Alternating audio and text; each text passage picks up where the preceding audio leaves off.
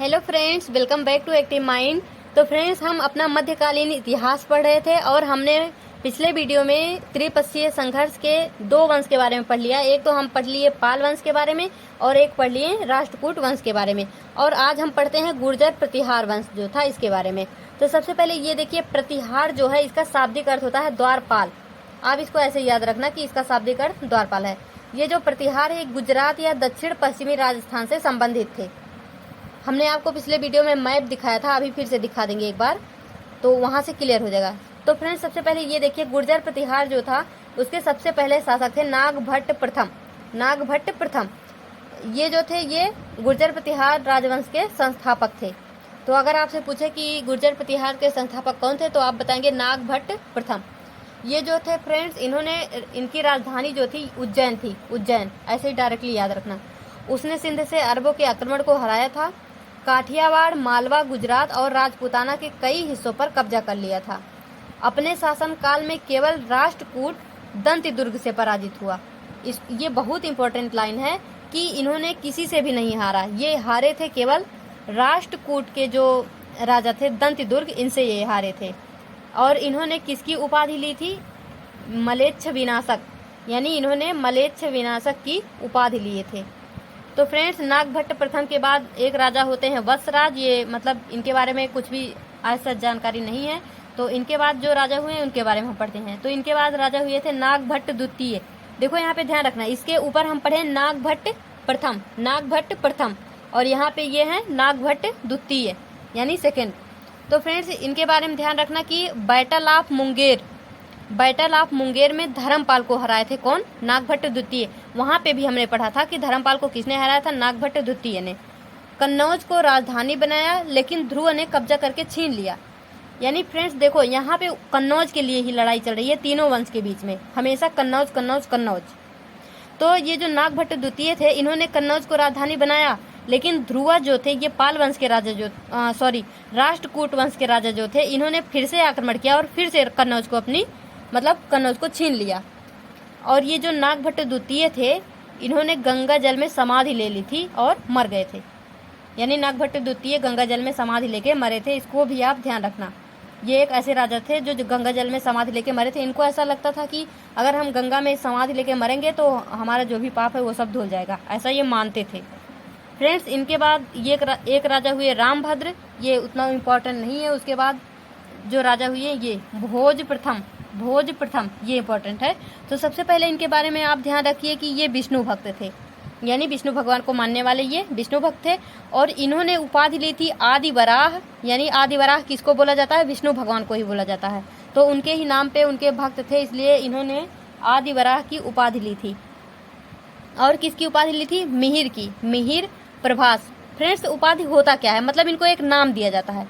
मतलब जैसे आदि वराह भोज प्रथम, मिहिर भोज प्रथम, इसीलिए इनको मिहिर भोज भी बोला जाता है, या फिर प्रभास भोज भी बोल सकते हो। मतलब वही अपने नाम के आगे कुछ भी जोड़ देना ताकि ऐसा लगे कि नाम खूब बड़ा सा है, ऐसे।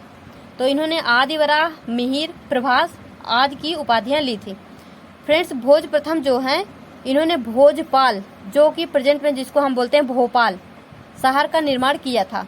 और इन्होंने अपनी राजधानी कन्नौज का निर्माण किया। अब फिर देखो, इन्होंने फिर से कन्नौज पे कन्नौज को छीना और ये अपनी राजधानी कन्नौज का निर्माण किए। फ्रेंड्स, ये जो युद्ध है ये इन्हीं तीनों राजाओं के बीच में चलता रहता है, कभी वो छीन लेते हैं कभी वो छीन लेते हैं। और फ्रेंड्स, यहाँ पे ये ध्यान रखना कि जैसे मान लो अगर जो आप बंदर और बिल्ली की कहानी सुनेंगे कि दो बंदर थे एक बिल्ली थी, वो दोनों आपस में लड़ रहे थे, सारा कुछ बिल्ली ले गई, लेकिन यहाँ तो तीनों ही लड़ रहे हैं आपस में।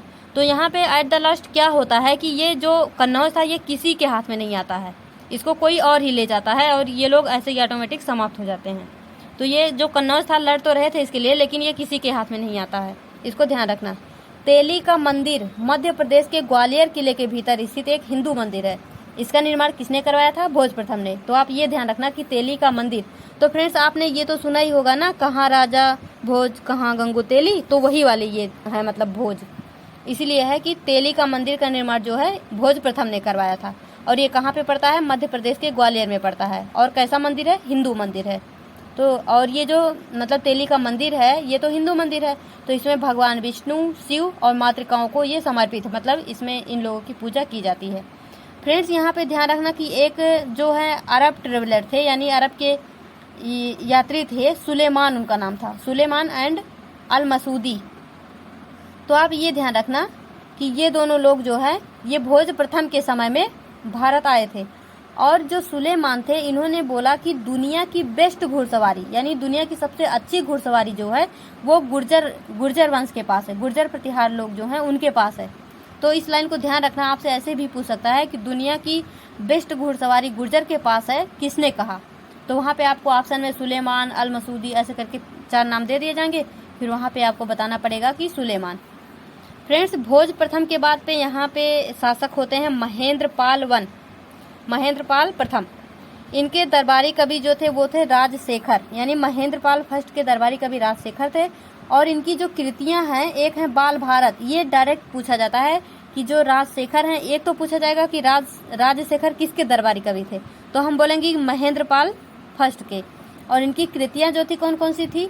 बाल भारत, बाल रामायण, काव्य मीमांसा और कर्पूर मनहारी। ये उतना इम्पोर्टेंट नहीं है, ये तीनों ज़्यादा इम्पोर्टेंट है। तो बाल भारत, बाल रामायण, काव्य मीमांसा, इसके रचयिता कौन थे? राजशेखर। फ्रेंड्स महेंद्रपाल प्रथम के बाद पे यहाँ पे शासक होते हैं महिपाल वन।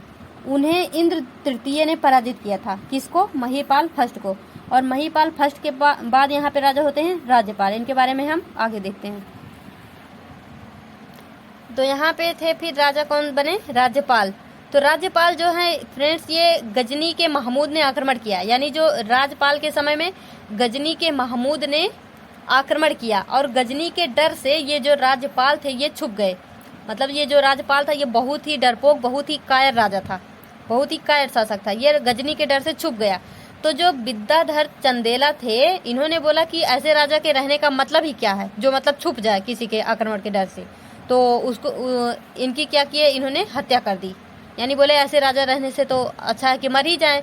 तो विद्याधर चंदेला ने राज्यपाल का हत्या कर दिए। फ्रेंड्स यहाँ पे ध्यान रखना कि ग्वालियर शिलालेख, हमने पिछले वीडियो में बताया था कि शिलालेख क्या होता है, यानी पत्थर के ऊपर कुछ भी अगर लिख दिया जाए तो उसको हम बोलते हैं शिलालेख, यानी वो हमेशा के लिए उस पर रहे, कोई उसे मिटा ना सके, तो वही होता है, मतलब ताकि वो अमर हो जाए ऐसा कुछ। तो ग्वालियर शिलालेख जो है ये संस्कृत भाषा में लिखा गया।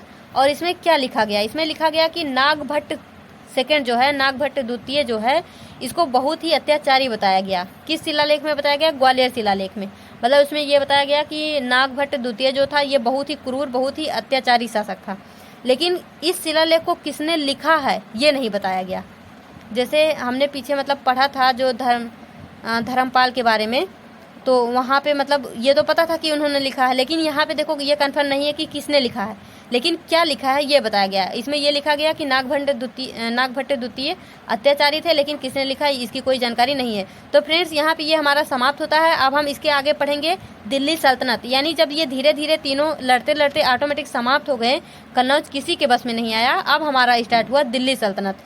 तो दिल्ली सल्तनत के बारे में हम नेक्स्ट वीडियो से पढ़ेंगे। फ्रेंड्स इसको रिवाइज करिएगा, तब तक के लिए all the best, be happy, be positive.